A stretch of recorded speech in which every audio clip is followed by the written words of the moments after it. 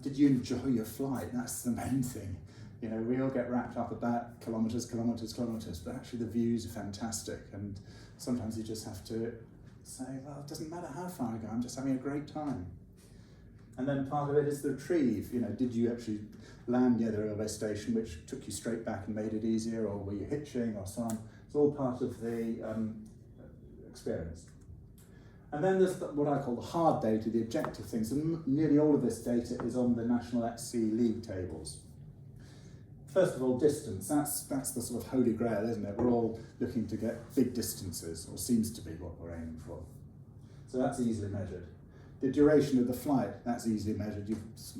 When you take off your Vario or your XC, fly sky high, starts it and then stops the clock when you land, so you know how long you've flown for. What's the maximum altitude got to?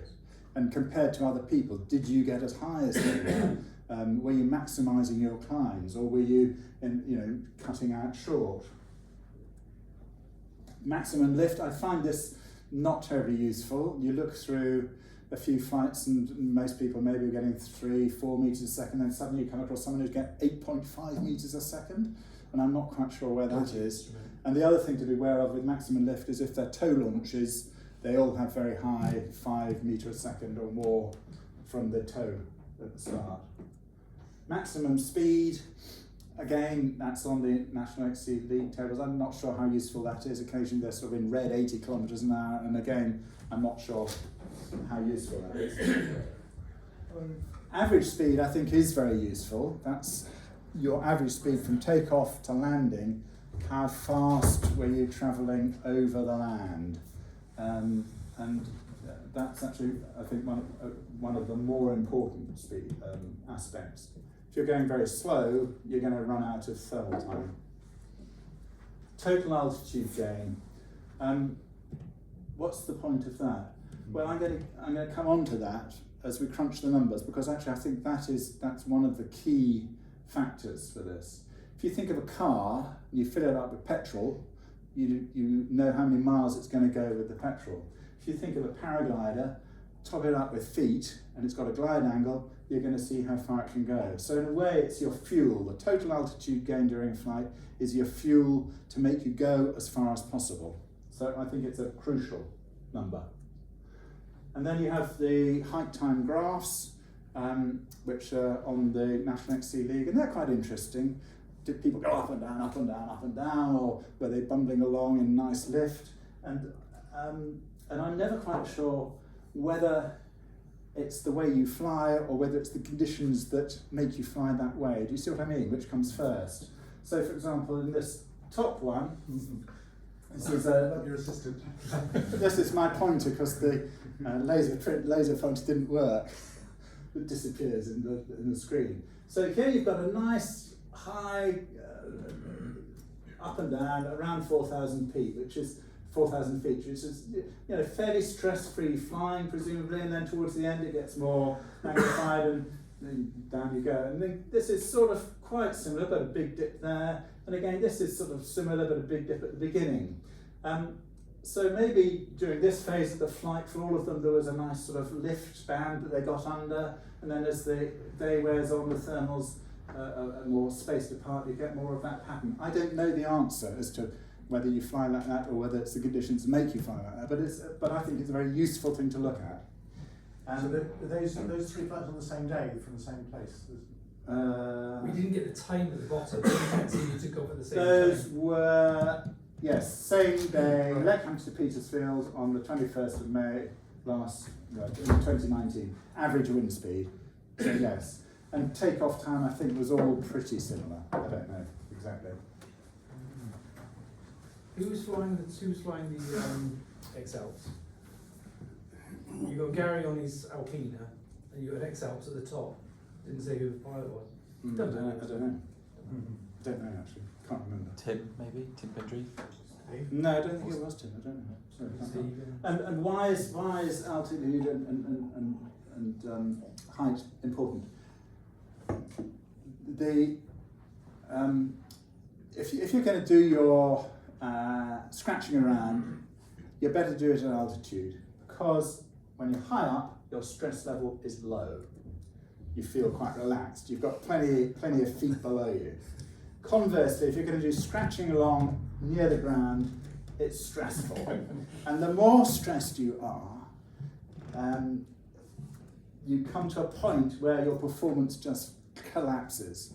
So this is performance versus stress. So no stress, performance is going to be average, not particularly good. Bit of stress, it gets better, your performance improves. You know what you feel like before you take off. You've got quite good levels of adrenaline going and you're feeling pretty on the case at that point. However, if you go too far, you fall off the curve and your performance just drops right down. So scratching along, low down, trying to avoid landing is stressful. You're going to be in this sort of area. You're not going to be thinking very well.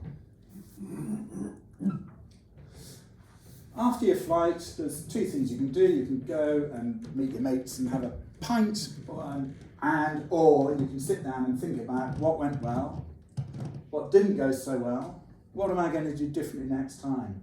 Write it down. Learning is reinforced by three things. It's reinforced by reading it, it's reinforced by speaking it, and it's reinforced by writing it. So if you actually make a learning log or write things down, you will retain it much better than just reading it. I know if I'm reading a book and I want to remember something, I have to write it down because 2 chapters later I can't remember what it was. So I'm going to now introduce this concept of efficient flying, which is to maximise your distance. So you're using your height as your fuel to propel you along as far as you can go. If you can glide at a better angle than average, you are going to be more efficient. You're going to go further.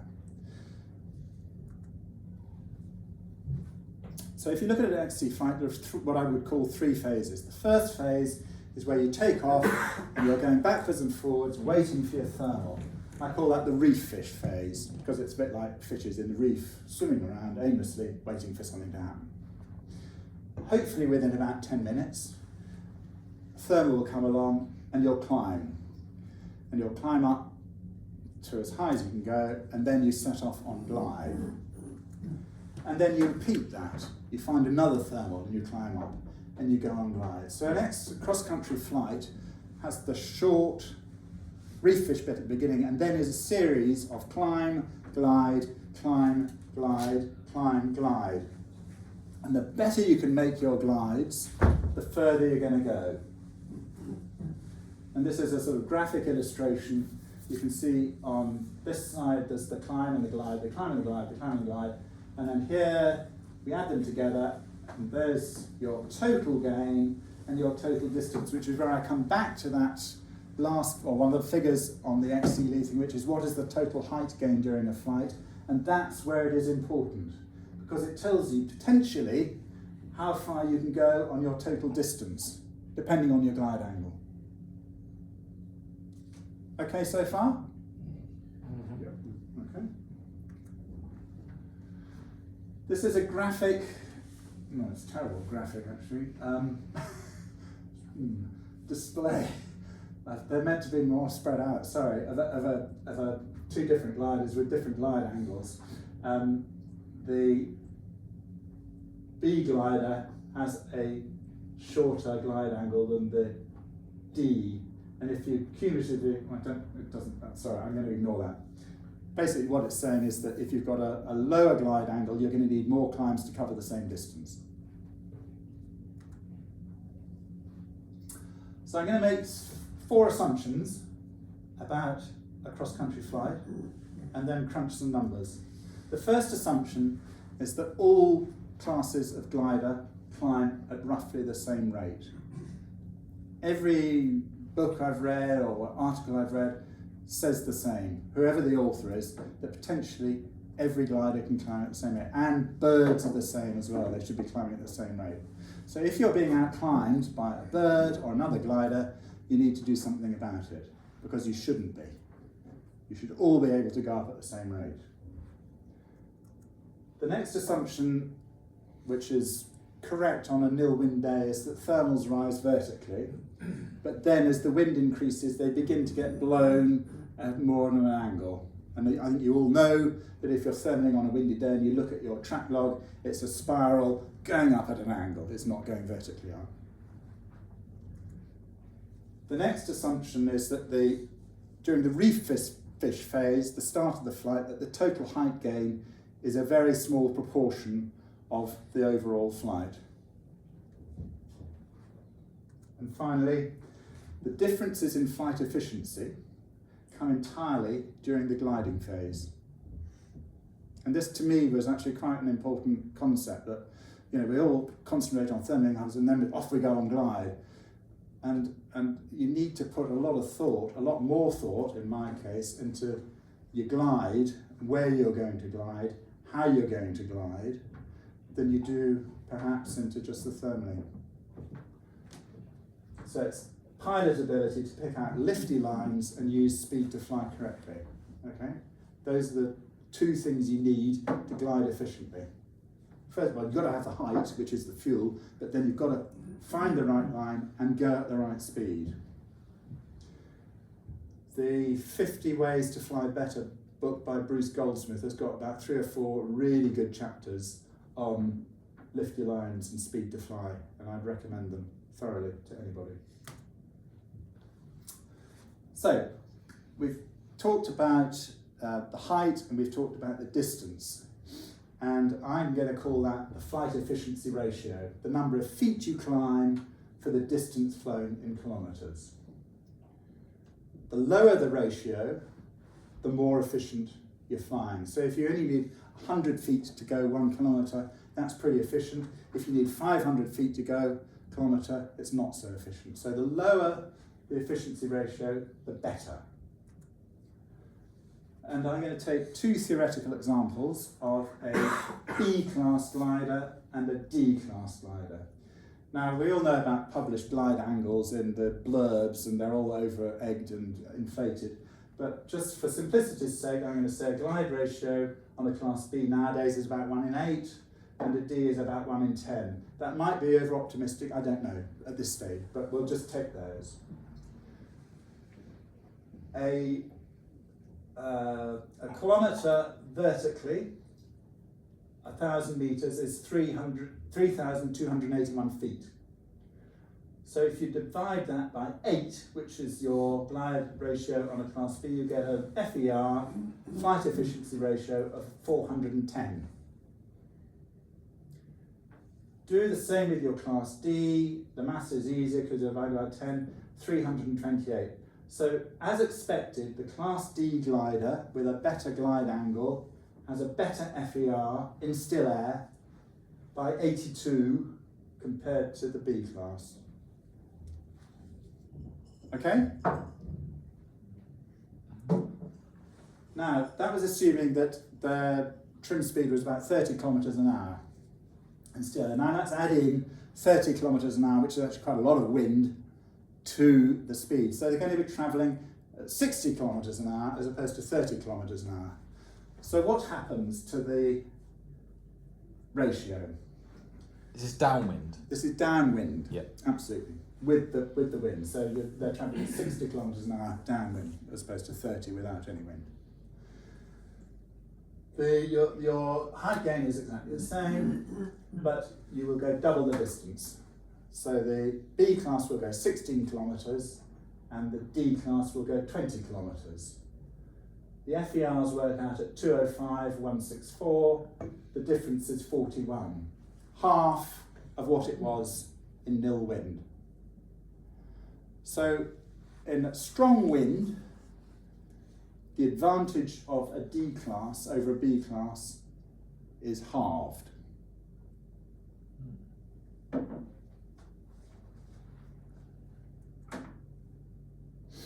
I'm going to just do a little aside. Nick goes on about, why doesn't anybody beat my sight record? Well, the Atlas has got a 1 in 15 to a 1 in 20 glide ratio in still air, which gives an FER of 218 to 164 and a top speed of 96 kilometres an hour. So it's no wonder that the Paraguay ain't going to beat that record. So, that's the answer to Nick. That's just an aside. He's not here today. Let's go back to the theory. Okay? So what I think I've shown is that A-class gliders have the highest FER, they're the least efficient. Conversely, CCC gliders have the best glide angle, they're going to have the lowest FER. The stronger the wind, the lower the FER, as we saw in the example of both the B and the D class. As the wind strength increases, the interclass difference gets less. So in 30 kilometres an hour of wind, you're going to be much less disadvantaged on a B class compared to a CCC than, say, nil wind. So that's what I'm saying there. Lower classes do proportionately better in strong winds, and the converse is true, that higher class gliders will do proportionately worse in strong winds. The opposite applies to headwinds. A B class will just go straight down in a headwind with a very, very high FER, whereas a CCC will do much better. So headwinds really sorts out the difference. Which is why triangles. Which is why triangles are so tricky on a B class. Yeah, exactly. Any questions so far? Right, so that's the theory. Now let's go to the practical bit of it. And I wanted to see if what I'd sort of thought in theory was actually borne out in practice.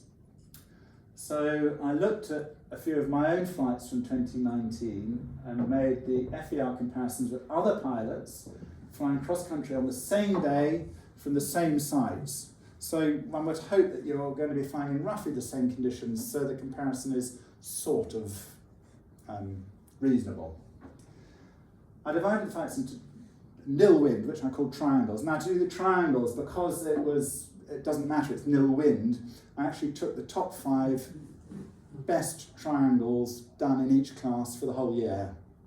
So they may have been different sites, they may have been different days, but because they should probably pretty much nil wind, I thought it wouldn't make a difference, and that's, you're not going to get 5 people on one class of glider doing a triangle on the same day from the same site. So that's the rationale for triangle flights. And then the rest were light, average, windy and top end days. And looking at the class of glider being flown. And then I've also just looked at this last Saturday from Selsley to see if that compares favourably with what I did in 2019 as well. Does the theory stack up to a bit more scrutiny?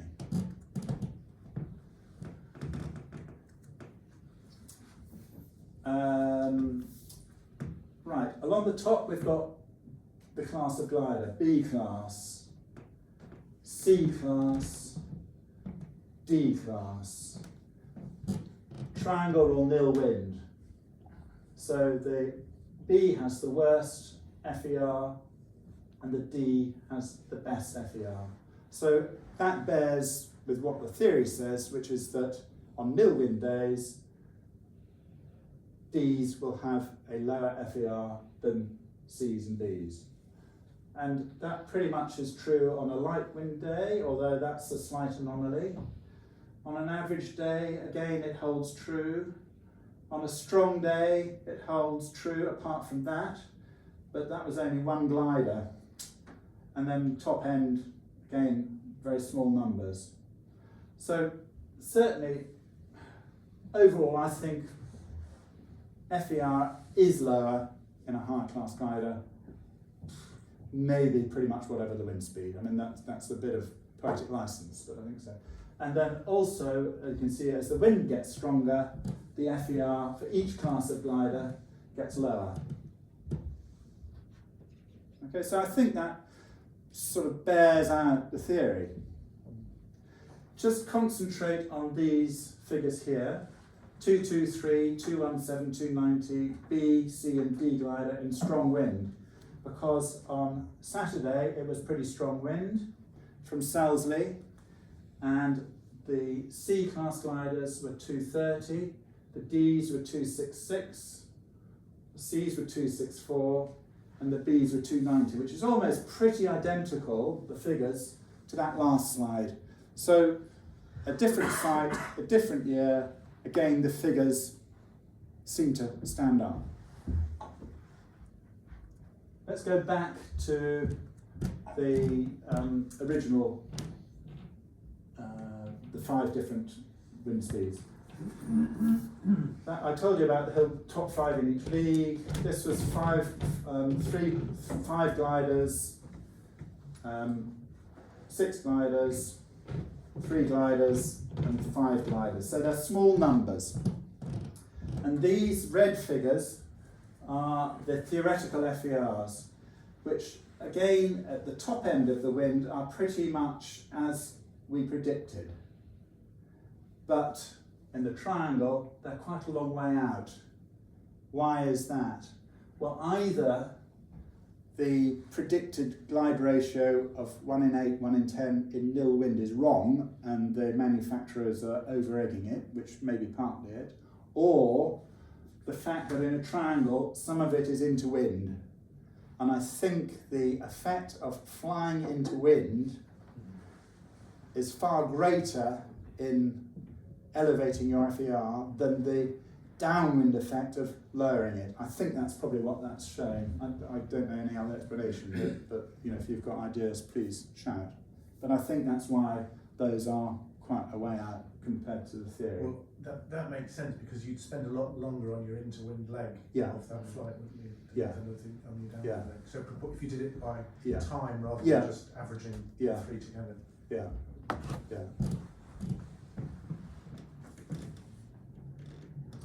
Does a low flight efficiency ratio mean you're going to go a long way? Obviously not, because you can have one fantastic glide and hit the deck. But does it correlate a bit? These are the same flights that we looked at earlier. This is the distance. Certainly up until average wind speed, the lower the FER, the greater the distance across all the classes. From here onwards, it seems to be a bit of a mess, really. And I don't know if that's just that the numbers I looked at were small, or whether really once the wind gets to be strong or top end, it's more difficult because maybe the thermals are all blown apart and it's more difficult to find the next climb. So this may be saying that up until sort of average wind speed, that's when you're likely to get your maximum distance. I don't know. But if we look at the results of what happened on Saturday from Selsley, sorry, this has been transferred from an air to an ordinary computer and the lines have all moved around. There were 15 pilots that I looked at from Selsley. This is the FER, that's the higher, the lower, and this is the bigger distance and that's the lower distance. There might be a line sort of like that, but I don't know. Line of best fit, is it? Yeah, well. Or was? Well, it was best fit guess by me. But, you know, is that a reflection on the pilot or the glider or what, you know? Because better pilots tend to be flying higher category gliders. And that's one variable you just can't correct for, really, Exactly. but it's an important one, isn't it? Yeah, exactly. And it's likely to bias it in favour of the high pass wings quite significantly. What about the average speed at which you're flying? Well, as you'd expect, the higher the performance of the glider across the board, generally, the faster it's being flown or the faster it's going. Again, at this end, it doesn't quite stack up.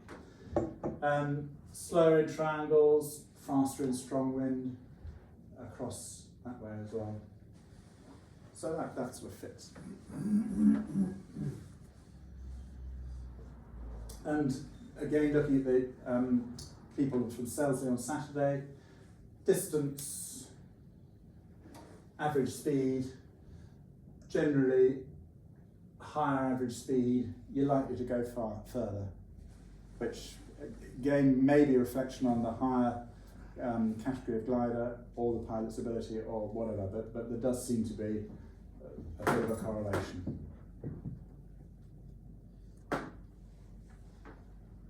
And this is the average distance of the different gliders from Selsley. CCC went the furthest. Again, sorry, this has got slightly mixed around from transferring one to the other. The Bs actually were lower than the Cs and the Ds. Right, so I'm going to look at 4 pilots flying from Selsley on Saturday. These were their takeoff times. 10:50, 11:45, 12:15, 11:30. And I've put them into 2, the 10:50 and the 11:30, and the 11:45 and the 12:15. Ah, it's all appeared at the same time. Okay, I'm going to run through. What I want you to look at is, first of all, Paul and Aggie. These were the average distances that each class of glider flew from Selsley. So the average for a D class was 99.5, and Paul was pretty much on the average.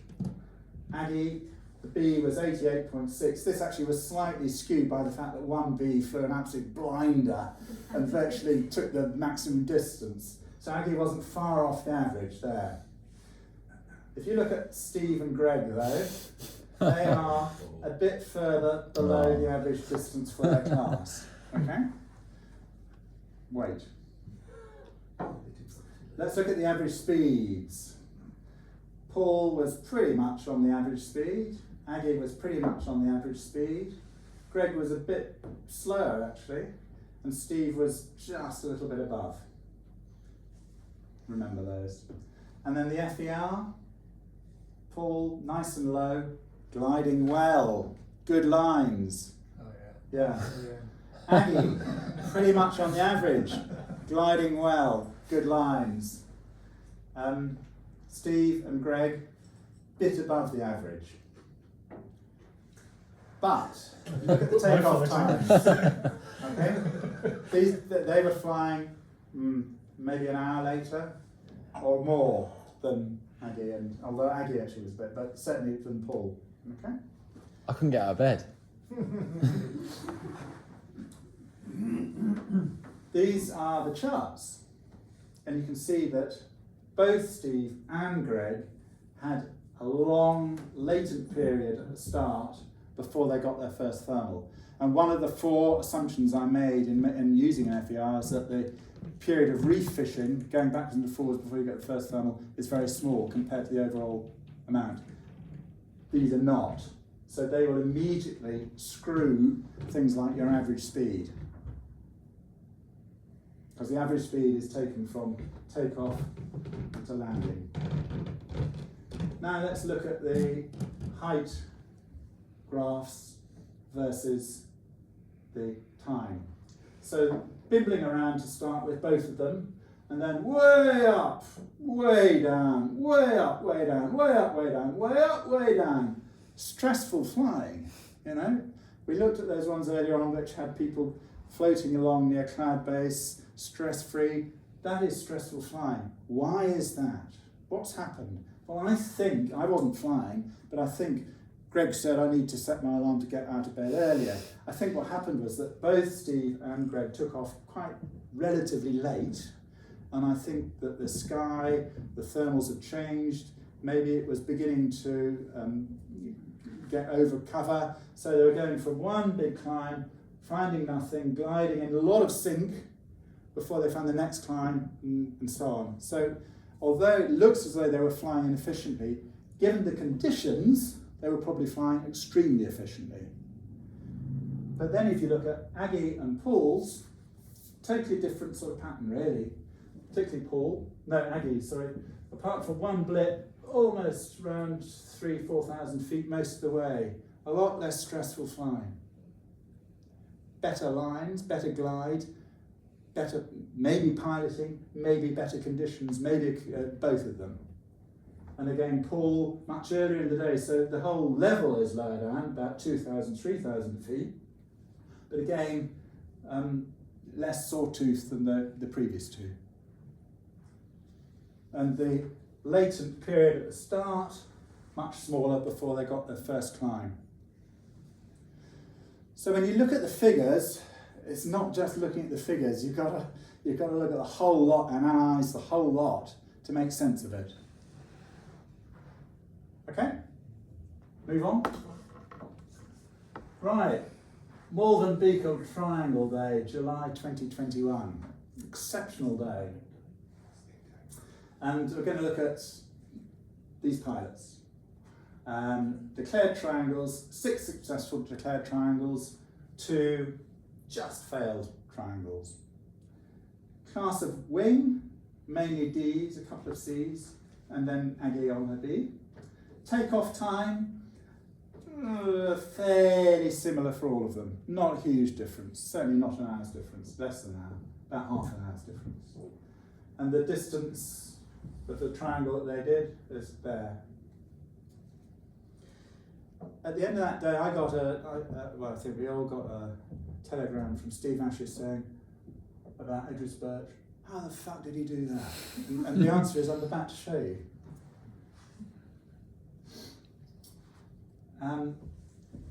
These are the total ascent during the flight.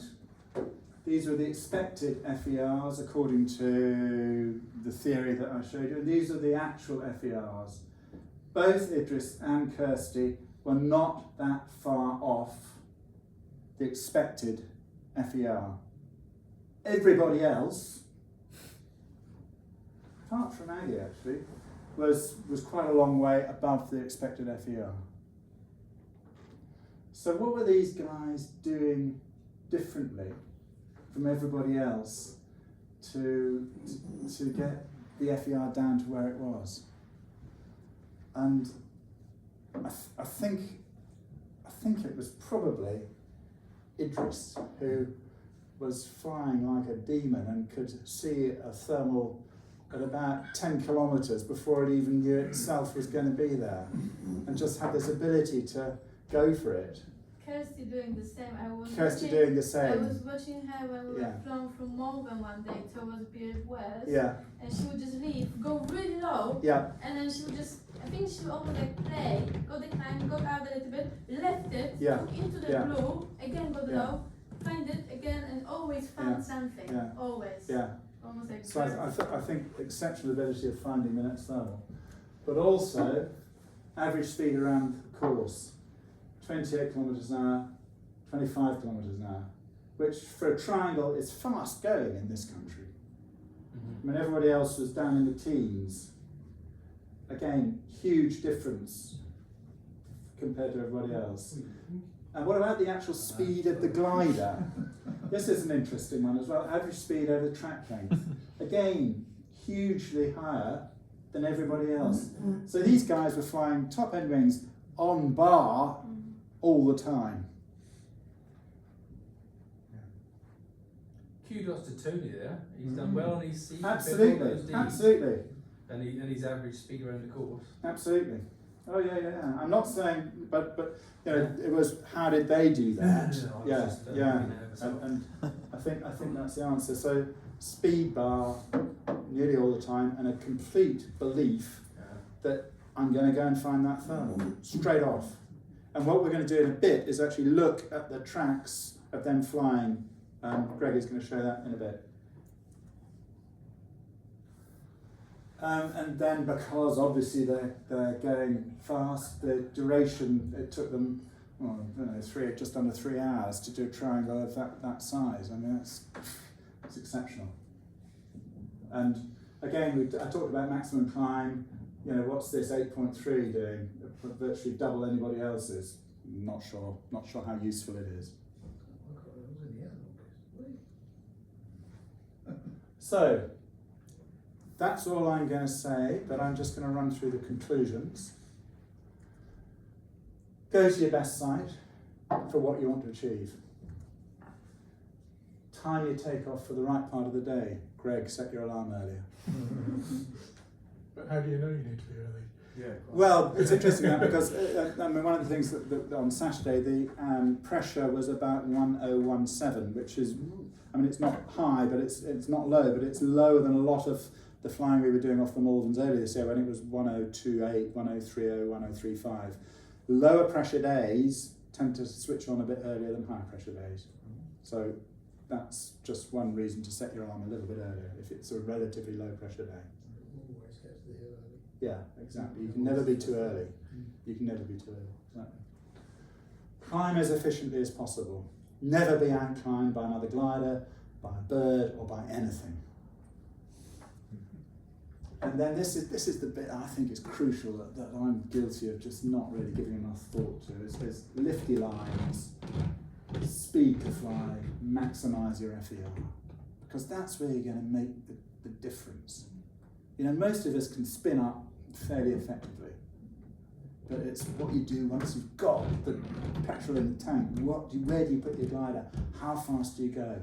Can I just repeat something that was told to us a couple of years ago, probably most of us here in the room, when Wayne and Graham gave their talk, something that they did, and they flew a lot together, and I don't think any of us do it, I've certainly never done this with anybody, and I'd love to, is when you get to the top of a climb and you go off on glide, if you're on your own, and you're talking about lifty lines, well, you've only got one data point, you're flying along, you know how much you're climbing and sinking, you know, but that doesn't tell you anything about left and right. Obviously you've got clouds to look at, you've got ground sources and things to think about, but in terms of actual information about whether you're climbing or sinking, you've only got one data point as time goes on. Whereas what they did was they'd leave the cloud together, one of them would do half turn one way, half turn the other way, so they'd leave completely together at the same altitude, 50 or 100 metres apart, and they'd fly as a pair, and they'd watch each other, and whichever one was going up slightly, they'd just drift towards whichever one was going up, and they'd stay that same distance apart, and just stay as a pair, because then you've got two data points, and you're looking at a slice through the air in front of you, and you're able to literally sniff out those lifty lines, which you can't do as a single person. I think that's depends who you're in the gaggle with, doesn't it? I mean, I was in that first gaggle leaving the hill on Saturday, and you could, again, basically, all the pilots, us pilots in that first gaggle, we were all flying. I'm just thinking, we were all on two lines. And so we basically, after the climb out, then you just split up, and people know that. People know to do that. Experienced XC pilots know to do that. And I think it does depend who the gaggle is. I mean, we split up as a group, and I've really enjoyed that. But I just think you actually, if you're with somebody else, do that pair thing. I think because you do see it a lot. People go and glide, and there's someone tailing them. Following exactly. What's the point? What is the point? If on a high-end wing, consider using speed bar a lot of the time for triangle flights, and I suspect probably even lower-end wings and downwind flight we should be using bar a lot more than we do. I don't know. Depends on the thermal strength. That's why I said go and look at those articles in 50 Ways to Fly Better. Gaggle fly if possible, just as Paul was saying, and by gaggle flying it's 50 metres apart in a line. Right, so that's the sort of general bit. What about for you? How is it going to be useful for you, an FER? Well, I think after each flight, calculate your FER and see what other people were doing as well, and see how far they got, see what their average speed was, and so on. And you can learn a lot from that. It's just worth a bit of a time investment. You know, we spend a lot of time learning, we spend a lot of time driving to sites and so on, but 5 minutes at the end of a flight, just sitting back, looking at the numbers, might teach you quite a lot and help you for your next one. Were you flying the most efficient lifty lines? If your FER is way below everybody else, the answer is no, you weren't. If it's way above everybody else, yes, you were. Useful tool. Earlier this year, we had a great day from Malverns, and I wanted to get to Llandrindod on Wells. I put that as a goal. And thermaled out from here, and I looked downwind, and there was a bit of a blue hole at the back. But about 2 miles to the north, off the beacon, running over Malverns, going as far as I could see, was a cloud street. And I thought, that's the place to go to. So I thermaled up here, and I went across wind, lost a lot of height, hit a nice thermal at Malverns, up I went, and then I just went dolphin flying for about 40 kilometres. Speed bar in sync, slowed down in lift, and hardly had to turn for about 40 kilometres. Fantastic. Great flying. Thought, oh, you know, I could see the ice cream coming at Aberystwyth at this rate. However, I got to the end of the cloud street and completely blew it and landed at at Kingdom. But on that flight my FER was 151, which is very, very low and was very good. Now if you can string a few of those together, you're going to go a long way, and fast as well. So it's doable. But that's what that it was. Having looked at all of this, it's that made me go for that. Right, that's it. We'll now look at the track logs of Idris, Kirsty, and Alex Coltman, who I think all three is a 3 on that triangle day. Is that all right? Yep. Yeah. It's all about the top up, isn't it? Go get the top first.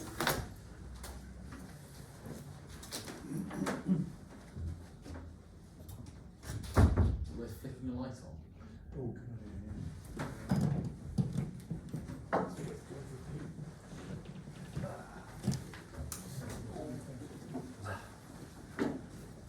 So, is anyone, do you want to hone in on Rob? Well, Idris and Kirsty and Alex to start with, I think.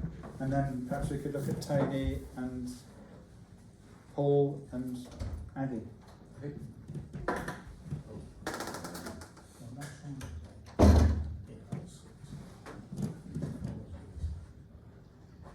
Different triangle vessels, isn't it? Yeah. 51.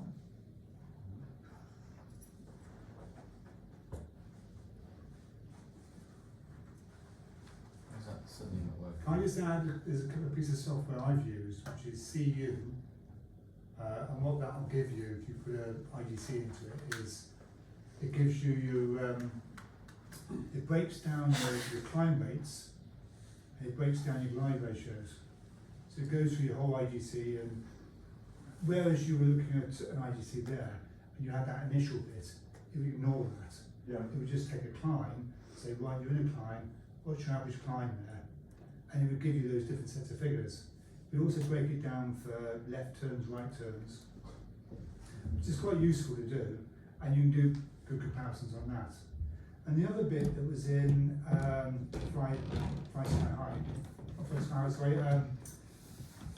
whatever that is, there's a bit of software there, and what that did was analyse your average turn circle. I put in a load of flights for that triangle day, and the guy who had the widest circle, which was, who's the posh guy from Richard Barbs. Charles Norwood. Charles Norwood. His climb rate averaged the best, but he had the widest turning circle. Is that right? One of the worst ones was Peggy, Yeah. who had really tight circles. Now, I only ever looked at it on that one flight, and it may be that was specific for that one day, but it may be we're actually turning too tight. That's just a guess. On that specific day, Charles was turning wider and climbing better than everybody else. Or it could be one rule for them and one rule for the rest. We have to put more data in to see if that was consistent. Yeah. Okay, let's look at. Yeah. Sorry. Yeah, Get the business going. I'm just in a little meeting. I'm wandering at the door now. No, it's all right. Just a club meeting. Just. No respect. Okay. So, I guess classic Idris, first off the hill, firstly.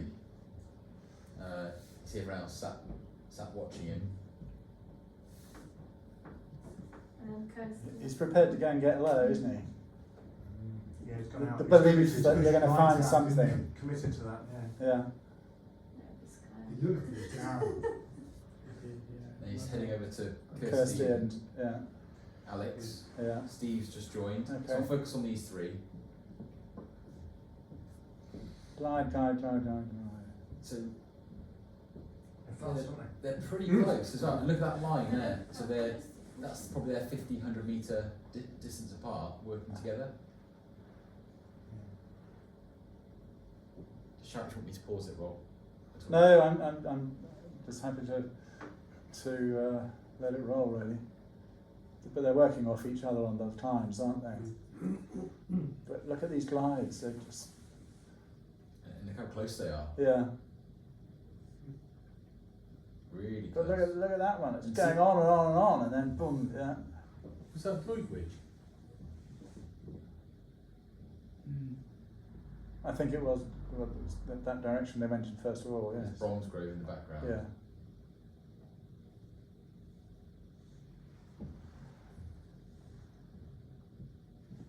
That's it. Corners. So yeah, really, really close. In a line. Yeah, but one abreast. Then bang.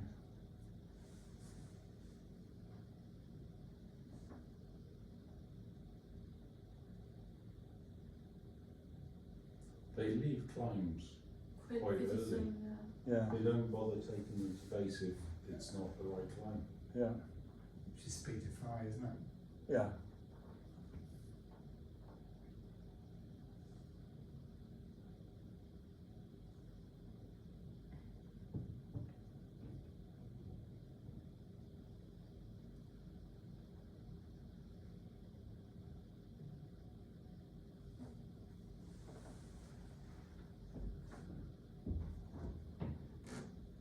So split up a bit there.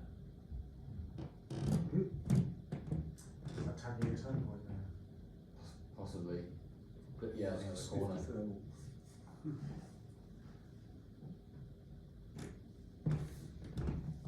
Well, so they all had the same task as well, by the way. Yeah, That's another yeah. thing to think about. I think the goal here is just follow English basically. If you're not following English, you're wrong. Alex a little bit low. Just dropping back, but yeah, look, flying This straight is into fast, Malverns. isn't it? Well, Yeah, like a missile there, look, he's left him for dead. yeah. Bang. Job done, Top go man. home. Yeah, stroll back down the hill. And in comes Kirsty. And Alex at the end. Low, Oh, whoa, no. whoa. Oh, did he know? He closed the triangle. Did he? Yeah, because you've got 800 metres, 400 and 400. Do you want to look at anyone else? Yeah, yes, let's can we see the speed in comparison to them. Uh, Tony was there, wasn't yeah. Tony and Let's have a look at Paul and Aggie, if that's possible. So let's drop it back to takeoff. And Speed maybe as well. So here we go. This is kind of probably best place yourself, Tony, if you remember. Checking out Gary's as well, and Knowles. Because they were there. Yes, I didn't analyse those. So, No, they yeah. didn't include them, they didn't upload them. Ah, Paul and Tony climbing out nicely, gliding well together, splitting up a little bit, hunting. Oh. Looks like Tony got the better climb and in comes Paul. It's a triangle game. Alright. You didn't include the front lot. I know, I wasn't bothered. Because I think I was fine with them, wasn't I? You were fine at that, yeah? That was you, wasn't it? Yeah, absolutely. You were with Noel basically, weren't you? That's the day you turned back. Yes, that it was. We came Because back. all the sailplanes. We came back to the pub. Yeah. On that day, we didn't all have the same task, No, because I had a different triangle, you went to Evesham, didn't you? yeah. We went to Droitwich, didn't we? Droitwich, Droitwich, but my, Whedon and back. and my, Yes. my second standpoint was Evesham.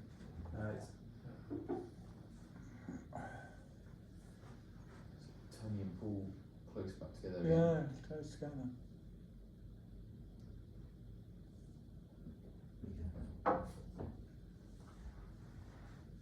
The other thing there is your gliding quite long before you get a turn in something.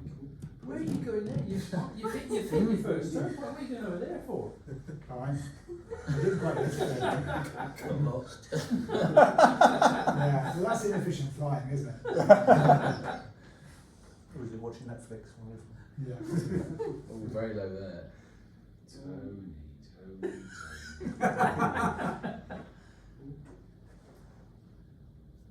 Yeah, kicked off. Field Yeah. beneath by the It's worth sticking with, isn't But it? is Yeah. in that Hawthorne place or whatever it's called, there's always a claim there. It's not called Hawthorne, it's something like that, isn't it? You got it there. So when was this? I missed this day. You know, that was 22nd July. Yeah. Oh, sorry, it's not this year. No. That was last year. That was a big triangle day. Oh. You and Holly, Richard. No, I think Richard was flying. Is that Steve actually Was landing that not by the his day dad? when It is, they yeah. tried with- Steve actually just landed. There were big clouds. He tried to extend down the Tewkesbury. Nice climb there. But that's Braden Hill there, isn't it? Looks like it, yeah. Yeah, so that's, Yeah. yeah, I was right, because I was going to reach. Coming down slow. I'd already landed by now, I think. I was in the pub with no. Aggie still going?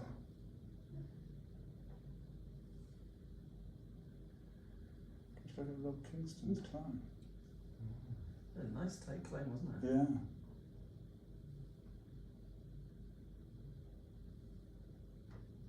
Probably hanging off the same tunnel there. Alex's trail looks as though he just skimmed in the last kilometre. Yeah. Is that his the orange line? No, it's the purple very blue low line. blue. Oh, right, okay, Really right. low, yeah. Very, very low.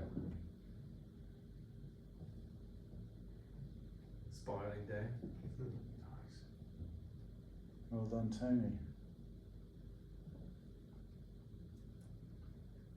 That's it. Should we look at anyone else's? I don't know. Climbs. Should we look at Aggie's? No. Steve, okay, that's a pretty good one. The sky's beginning to look a bit messy, really. What would be really useful on this is have the clouds as well. They were big that day. They were big. I Yeah. remember seeing Steve Watts Oh. when we was over Droitwich. I just bagged my turn point. I looked up, very big cloud, and then all of a sudden I saw a wind appear coming out of it, spiralling down. And that was Steve. That was Steve Watts. So I spoke to him afterwards about it. Well, a couple of days later. Did it make you giggle? Oh yeah, yeah. So I was in this booming climb, thinking, oh, happy days, and I looked up and saw the it's like right away. He was just saying that he was in this good climb and couldn't get out, basically tried it and just disappeared. It was pretty strong Yeah. day that day. I swear I've seen like dust devil on Mhm. the fields, like you could see some, like, Yeah. oh, it's rough, and then you look down, and then it's just like, yeah, it was very, very strong day. It's a good tool, Avery, to kind of really review the flights on the day. And you can really see like the team flying going on. I mean, there's 4 of them there now, pretty much.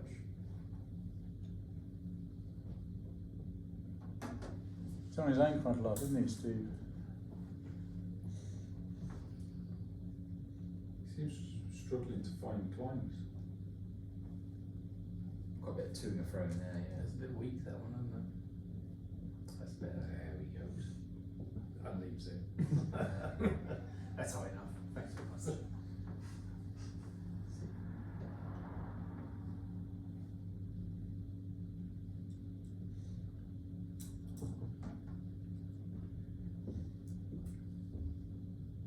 So the effect of speed bar then, Rob, on with FER, obviously would increase the FER quite a lot, but you feel that on a high wind day or low wind day, how does that compare with the Well, my understanding of speed bar is if the climbs are more than 3 metres a second, it's worth using speed bar, whatever you're doing. Is that right? Yeah. Yeah. If in speed to fly, if you average your climb rate for the first 4 turns at the bottom of the thermal, and then when you get to the same at the top of the thermal, that's the time to leave that thermal and go to the next one. And again, if it's more than 3 metres a second, use your speed bar. I think on modern gliders, up to about half bar, your glide angle does not degrade very much. Would people agree with that? That really using half bar is not a huge. You're not going to degrade your glide. So it's probably, if you're pretty certain you're going to get your next climb, it's worth getting to it. I think. And when you think about when you set off on glide, it's because you've seen a cloud probably. Yeah. The chances of that thermal having finished by the time you get there is reduced if you get there quicker anyway. So exactly. It's another advantage. Yeah. I mean, almost seems from your talk, which has brought quite a few things I hadn't thought of. It's worth having almost a range of gliders. So, like on a high wind day, you might as well take your PO, and on a triangle day, you want to take your DO. Yeah. Yeah. Yeah.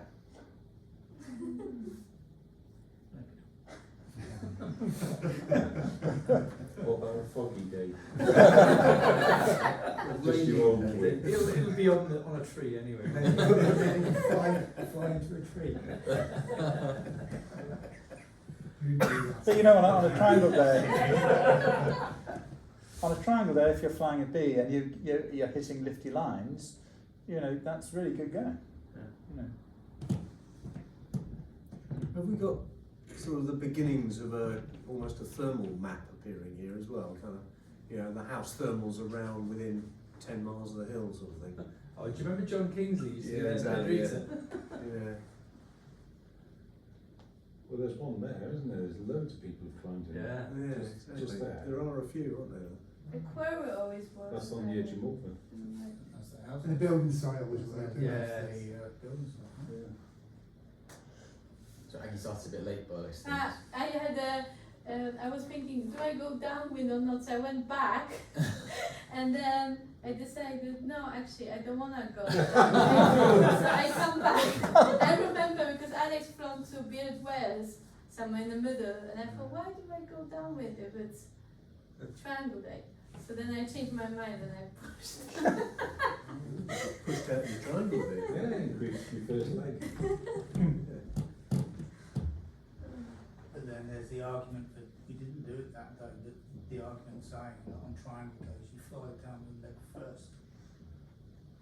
Yeah, Idris said that, didn't He he? did. He did. Downwind Yeah. first. Yeah. Because Brian's argument was always the other way around. Yes. Because Idris certainly said that you fly downwind first when the day's getting going, Yeah. so that you're flying the tough leg into wind when the base is higher. And the thermals are better established. Yeah. Yeah, exactly.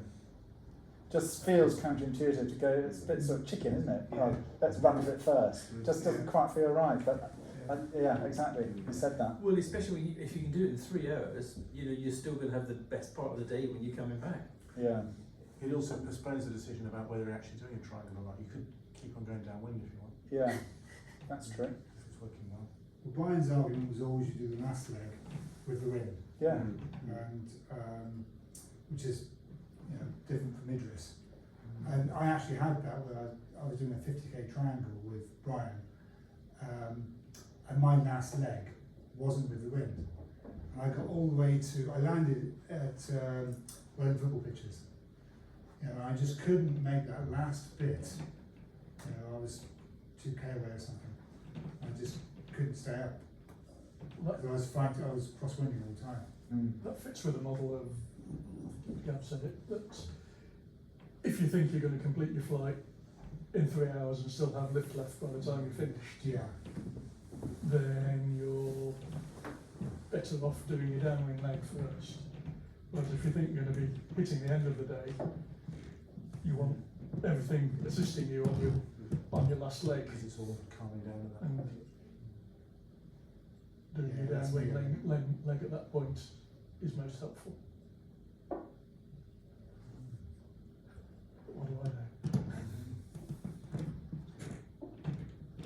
you, Rob. That's really interesting talk.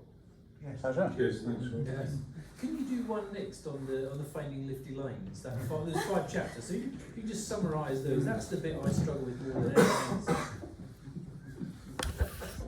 Yeah.